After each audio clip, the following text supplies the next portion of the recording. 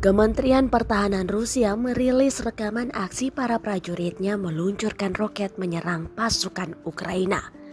Videonya diunggah di channel YouTube Kementerian Pertahanan Rusia Jumat 25 Maret 2022. Nampak dalam rekaman, mereka berada dalam sebuah truk militer yang disebutkan memiliki persediaan senjata artileri.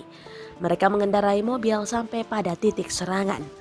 Tak berselang lama, para prajurit Rusia itu meluncurkan senjata artileri ke udara bak roket.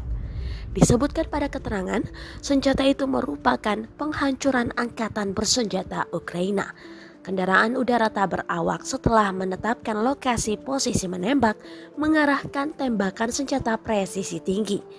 Pos komando dan bagian artileri dari baterai angkatan bersenjata Ukraina dihancurkan oleh tembakan tepat dari amunisi berpemandu presisi.